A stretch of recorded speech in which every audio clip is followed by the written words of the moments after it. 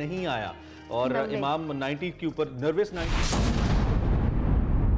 है, जिसको पढ़ने के बाद, देखने के बाद किसी किस्म का कोई इब्हाम नहीं रह जाता कि constitution of benches, suo motu notice का इख्तियार और उसके साथ ये फैसले आते जो कि पाकिस्तान की सियासत का तय्युन करें, उसका नतीजा क्या निकलता है। ये जो मैंने आपसे दिखाया, ये मैं प्लेनली आपके सामने एक मोटी बात करता हूँ क्विकली। ये 16 मुकदमात की तफसील है, जिसमें पैनामा केस है, बेंच की हैयत ब्लू में, एक ख़ास माइंडसेट के जज साहिबान, फैसले एक ही जैसे। उसके बाद हनीफ अब्बासी केस, ब्लू हैयत में वही एक ब्लू जो मार्क है उसमें मेजॉरिटी उन्हीं की देखते जाएं। Zulfikar Bhutto versus federation of Pakistan case, वही तफसील है। इसी तरह से आगे आप चलते जाएं। मैं इन सारे मुकदमात का जिक्र भी ब्रीफली आपके थोड़े वक्त में आपके साथ मैं ये बात करूँगा। मुझे ये समझने में कुछ ज़्यादा दिक्कत महसूस नहीं हो रही कि जब पैनामा की हियरिंग्स चल रही थी, तो पैनामा की हियरिंग्स में हम एक पॉलिटिकल वर्कर के तौर पे एक वकील की हैसियत से दो बातों को समझने से कासिर थे। पहली बात ये थी कि जो सुपरिटेंडेंस सुप्रीम कोर्ट प्रोवाइड कर रही है, इससे कबल तो सुप्रीम कोर्ट के अपने एक नहीं बेशुमार, चाहे वो मलिक असद केस हो या list of multiple high courts के अंदर मुकदमात की बात हो या सुप्रीम कोर्ट के तय करदा वो असूल हों, जिसमें ये बात बार बार की जाती थी कि तफ्तीश करना क्योंकि एक स्टैट्यूटरी राइट है, एक कानूनी हक है, और कोई भी अदालत, चाहे वो कोई हाई कोर्ट है या सुप्रीम कोर्ट है, उसके अंदर मुदाखलत नहीं करेगी। और तफ्तीशी अफसर की जो राय है वो अदालत पर कोई पाबंदी नहीं होगी। अदालत एक इंडिपेंडेंट एविडेंस के तहत उसको देखेगी और वो एविडेंस रिकॉर्ड करके फैसला करेगी। तो ये एक निज़ाम था, ये एक जुरिस्डिक्शन थी, जो तरतीब थी। अब क्या हुआ, पैनामा की हियरिंग में सुप्रीम कोर्ट ने सुपरिटेंडेंट्स का रोल इख्तियार किया और अपनी ही पिछली तमाम नज़ायर की नफ़ी की। दूसरा, सुप्रीम कोर्ट ने काम ये किया कि एक इंक्रोचमेंट की एग्जीक्यूटिव के इख्तियार पे। मैं उसमें वो उस डिटेल में नहीं जाता, जो सिर्फ मीडिया कंजम्पशन के लिए बातें थीं या कुछ और चीज़ें थीं, उनको आप एक तरफ रख दें। जो कोर्ट के अंदर रिमार्क्स थे, वो राहजनी के वो इशार थे, वो क्या कुछ था, वो मारियो पुट्जो के नावल में से उठाकर वो behind every great fortune there is a crime, वो बातें जो हम 8वीं 9वीं जमात में कंसीव कर गए थे, समझ गए थे, वो नॉवेल्स की बीच में कहानियों के अंदर से निकाल के वो माफिया के साथ रिलेट करने का। तो मुझे ये माफिया, मैं I am saying it with काफ़ी कंक्लूसिवनेस के साथ, कि ये किसी तरह से माफिया नज़र नहीं आया कि ये कैसा माफिया था कि जिनसे ये जज साहिबान, जो जज साहिबान एक ही तरह के फैसले देने के लिए पिछले 8 साल से उन्हीं बेंचों पर बैठे हैं, और ये लोग अपनी गर्दनें झुकाए उन्हीं जज साहिबान के सामने हर उस मुकदमे में जिसमें ज्यादती होती चली जा रही है, एक बार नहीं बार बार हो रही है, नताइज का इल्म होते हुए भी ये लोग वहाँ पर जाकर खड़े हैं और दुहाई दे देकर बता रहे हैं कि हम बेगुनाह हैं, हमारे साथ ज्यादती हो रही है।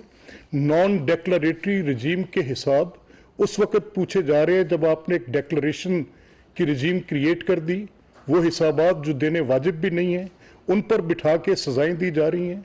जब करप्शन के कोई एविडेंसेस नहीं मिल रहे, आप उनके ज़ाती कारोबारों में से तफसीलात निकाल कर उनको एक बना के, एक आर्ट बना के, उसकी एक पूरी उसकी एक साइकिल बना के, शहजाद अकबर जैसे लोगों को बिठा के, नैब को एक टूल के तौर पे यूज़ करके, उसके ऊपर सुप्रीम कोर्ट से सुपरिटेंडेंट्स प्रोवाइड करके, उनसे मर्जी के नताइज हासिल करके, उसके बाद रोज़ सुबह सुप्रीम कोर्ट के कटहरे में खड़े करके, वो जज साहिबान जब ये फैसले कर रहे थे तब शायद ये भूल गए कि ये मामलात जो एक स्कीम के तहत एक स्कीम तरतीब दी गई थी।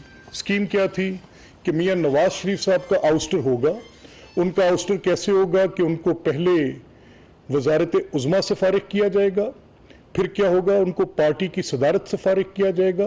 वो भी जुर्म किसके खाते में आएगा, सुप्रीम कोर्ट फैसला करेगी कि यह पार्टी की सदारत भी नहीं कर सकते। वो पहले सारे मामलात वो ANP की पिटिशंस की सन 70 से तरतीब दी गई जुरिस्डिक्शंस के पार्टीज की सदारत के मुतल्लिक सुप्रीम कोर्ट का व्यू क्या है, हाई कोर्ट्स का व्यू है, उन सबको एक साइड पर फेंक कर ये एक नई जुरिस्डिक्शन तरतीब देंगे और एक लाइफ टाइम डिस्क्वालिफिकेशन मियां नवाज शरीफ के साथ लगाएंगे।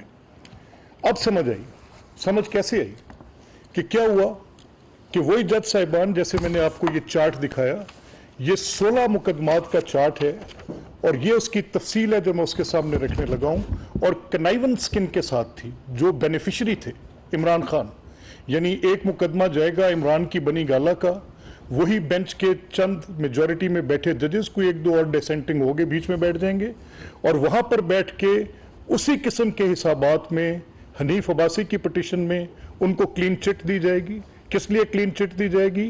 कि कल कला जब इमरान की पार्टी होगी और वो इस पोजीशन में होगी तो उन्हीं चीफ जस्टिस साहब के बेटे टिकटें देने के लिए करोड़ों रुपए लेंगे, जो आपके सामने ऑडियो लीक्स की सूरत में अब कोई बात ढकी छुपी नहीं रह गई। वो साहब जिन्होंने वो टिकट खरीदी है पैसे देकर, वो उनके वालिद साहब इस बात को एडमिट कर रहे हैं कि हमारे साबिक चीफ जस्टिस साकिब निसार और उनके साथ ताल्लुकात हैं। ये सारी चीजें अब मीडिया में रिपोर्ट हो रही हैं। This needs a serious introspection. ये देख मांगती हैं कि अब आप ये सवालात उठाए और इन पर ये बात करें। हम अब इन अदारों के उस तकद्दुस पे जिसके सामने हम रोज सरनगू होकर खड़े होते हैं, रोज माय लॉर्ड। अब मुझे 20 बार साकिब निसार साहब की कोर्ट में जाने का इत्तफाक हुआ, रोज मैंने उनको उस कुर्सी पे विराजमान माय लॉर्ड कहकर मुखातिब किया, अपना सर उनके सामने झुकाया। लेकिन आज अगर ये किरदार निकले कि उनके बेटे एक ऐसी सियासी जमात का जिसके चेयरमैन को बेनिफिट किया, सादिक और अमीन का ठप्पा लगाया, जिनको सदाकत और अमानत के सर्टिफिकेट्स दिए, उन्हीं की पार्टी जिसका नाम इंसाफ पार्टी था, उसकी टिकटें बेचने के लिए करप्शन करते हुए, उस पॉलिटिकल स्ट्रीम को गंदा करते हुए, वहां पर पैसों का लेन देन करके टिकटें बेचकर खरीद कर वहां पर मैं अल-अमान अल हफीज कहना। देखें क्या मसला है। अब ये एक मुकदमा सिर्फ पैनामा के साथ एसोसिएटेड नहीं है। आप इसमें जस्टिस इजाजुल हसन उस मुकदमे में थे, जस्टिस अजमत सईद थे, नॉन पोजीशंस हैं। क्या जस्टिस अजमत सईद को बाद में कमीशन का चेयरमैन बनाकर वो ब्रॉडशीट जिसने पूरा कच्चा चट्टा खोल के रख दिया, वो सारे मामलात ARU वाले जो थे उस पर फिर ये जो मर्जी अपनी पोजीशंस लेते रहे और जितने मर्जी करोड़ों रुपए के वसाइल उनके हवाले करते रहे, उनको फिर बाद में जैसे मर्जी नवाजते रहे, माहाना उनकी तनख्वाहें मुकर्रर करके कि उन्होंने काम किया था। अब ये सवालात उठते हैं। इसी तरह से फिर आप देखें डैमर भाषा के जो उसमें बैठने वाले मोहतरम अभी चीफ जस्टिस बंदयाल साहब, इजाजुल हसन साहब, मुनीब अख्तर साहब, साकिब निसार साहब बजाते खुद, इसी तरह petition seeking disqualification of Zulfi Bukhari, bench कौन सा है? साकिब निसार साहब, चीफ जस्टिस बंदयाल साहब, इजाजुल हसन साहब। फैसला हमें मालूम है, ये बेंच क्या फैसला देगा।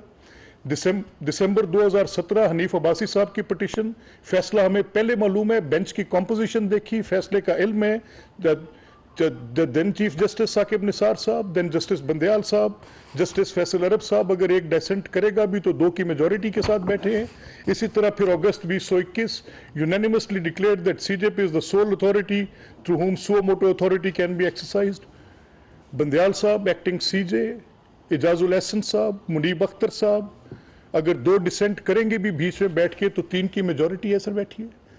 ये लिस्ट है 17 केसेस की जिसमें presidential reference whether senate elections are held under constitution and whether provisions regarding secrecy ballot are applicable to them. Constitution of bench क्या है? जस्टिस बंदयाल साहब, इजाजुल हसन साहब, जस्टिस गुलजार साहब, मेजॉरिटी फिर किधर शिफ्ट होगी? तो ये एक किसी भी चीफ जस्टिस का दौर है। मुकदमे की नोयत क्या है, आइन क्या कहता है, उसकी तफसील कैसे होगी। 63 का आप ले लें पंजाब असेंबली। आज मैं इस असेंबली के टूटने पे मुतरज़ हूं। ये असेंबली टूटी कैसे? उसकी पहली बुनियादी गलती सुप्रीम कोर्ट में तय कर दी। आपने कॉन्स्टिट्यूशन को रीराइट कर दिया। आपने आर्टिकल 63A की वो डेफिनेशन दी जिसका तसव्वुर करना एक लेमैन के लिए, छोड़ें कि मैं किसी एक आईनी माहिर से या किसी एक लॉ नोइंग पर्सन से मैं उनसे बात करूं या किसी बड़े कानूनदान से मैं ये बात करूं, कॉमन सेंस की बात मैं आपसे कह रहा हूं। यानी आप कह ये रहे हैं कि आपने एक वोट डाला, वो वोट हमने गिना नहीं, और गिना भी नहीं और आपको सजा भी दे दी। दुनिया की किस तशरीह के एतबार से आप एक ऐसे जुर्म की सजा दे सकते हैं जो सरजदी नहीं हुई आपकी नज़र में? और अगर उसके नतीजे में एक हुकूमत कायम हो गई, कुछ लोगों ने डिफेक्ट किया, कुछ लोगों ने डिसेंट किया, आप उसको डिफेक्शन की इंटरप्रिटेशन देते और उसमें आप पार्लिमानी पार्टी की वो तशरीह लाकर रखते कि पार्लिमानी पार्टी के किए गए फैसले के खिलाफ, तो वो लोग तो पार्लियामेंट्री हिस्ट्री के अंदर 20 बार यहाँ पर फॉरवर्ड ब्लॉक्स बने, 20 बार लोगों ने अपनी पार्लियामेंट्री पार्टी के साथ इख्तलाफ किया, एक अलहदा पोजीशन ली। अगर लॉ ये कहता है कि उन्होंने वोट ऐसे करना है, तो they were willing to sacrifice their seats and they did that. They voted knowingly, उनको पता था कि ये कानून है, आइन ये कहता है, हम ये वोट का हक इस्तेमाल करेंगे।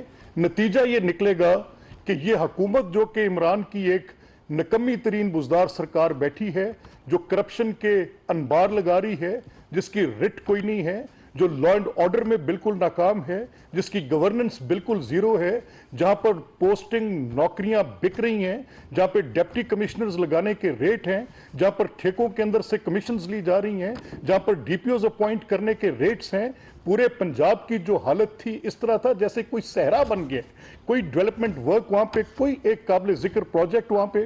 पंजाब के सारे फंड्स उठाकर सिर्फ एक तौंसा तहसील के अंदर फेंक दिए गए। मैं नहीं कह रहा, फवाद खुद आए टीवी पर, उन्होंने आकर कहा कि कैसी डिस्पैरिटी है कि अगर कोई प्रोविंशियल डिस्ट्रीब्यूशन मैकेनिज्म होगा तो एक सूबे के फंड्स में से झेलम डिस्ट्रिक्ट को 20 रुपए दे रहे हैं और जो तौंसा तहसील है उस अकेली तौंसा तहसील को आप 100 रुपए अलहदा से दे रहे हैं। तो ये कैसे हो? मेरा एतराज नहीं था, वो सारा वहां उस पर चले हम देख लेते हैं, लेकिन उसी तौंसे पे लगे पैसों में से अरबों रुपए की करप्शन, कोई ढकी छुपी बातें थी। ये सब कुछ अब हो रहा, ये इस मामले में सुप्रीम कोर्ट एक बीच में से आके बैठ गई। सुप्रीम कोर्ट ने कहा कि 63A मैं एक ईवल की डिस्ट्रक्शन कर रही हूं कि इसके नतीजे में क्या होगा कि इसके नतीजे में आप दोबारा से पार्टी साइड स्विच नहीं कर सकेंगे। आपने पॉलिटिकल डिस्कोर्स को रोका, ये आपका फैसला था। आपने प्रेसिडेंशियल रेफरेंस में जो फैसला देना था वो आपके सामने था। आपके पास ये इख्तियार था, जब तहरीक अदम एतमाद चल रही थी उस वक्त वो रेफरेंस भेज के स्टॉल किया गया। प्रेसिडेंट पीटीआई के थे, प्राइम मिनिस्टर पीटीआई के थे, जज पीटीआई का लाइक माइंडेड बेंच था, और वहां से पहली एफर्ट आपकी ये थी कि आप उस नो कॉन्फिडेंस मूव को स्टॉल कर लें।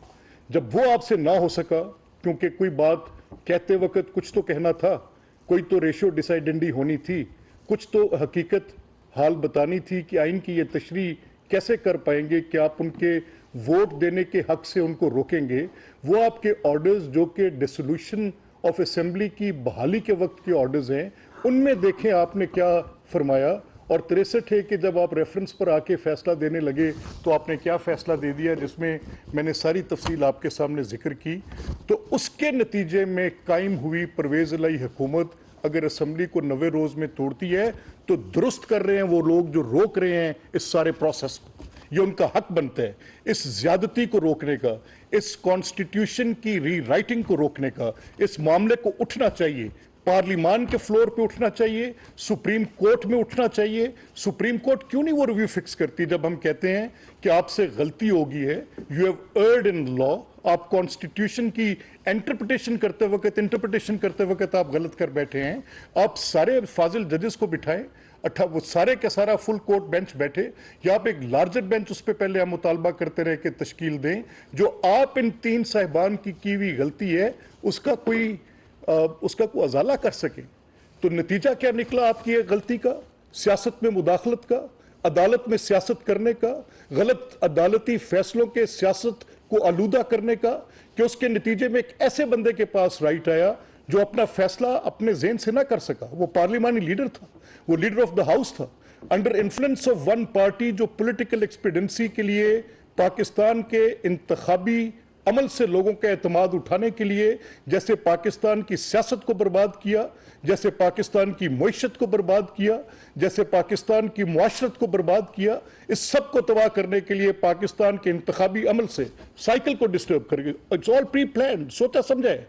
हमें पता है कि ये चाहते हैं कि पंजाब में इंतखाबात पहले करा के जो एक निगरान का कॉन्सेप्ट है जो आर्टिकल 224 के अंदर एक पूरी स्कीम है, जो एक फंडामेंटल स्ट्रक्चर है, ढांचा है, आइन का ढांचा है कि पाकिस्तान एक वफाक है, उसके अंदर 4 इकाइयां हैं, वो मिलकर एक वफाकी हुकूमत का एक वफाक का एक स्ट्रक्चर पेश करते हैं। आप एक सूबे के अंदर एक हेजमनी क्रिएट कर दें और वहां पर उसको मोनोपोलाइज करके आप उसको पहले, ताकि लोगों के इंतखाब के ऊपर से यकीन उठे, ये आप कर रहे हैं। This is what we know कि आपकी साजिश, ये जो पाकिस्तान की तबाही करने के जिस मिशन पर आप आए हैं, ये उसी का हिस्सा है।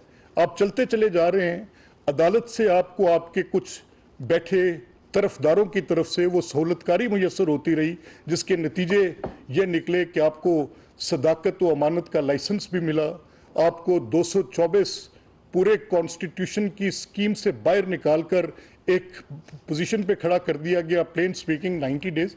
भाई हाउ कम, कैसे एनविसेज कोई नहीं कर सकता कि कंप्लीशन ऑफ टर्म नजदीक है।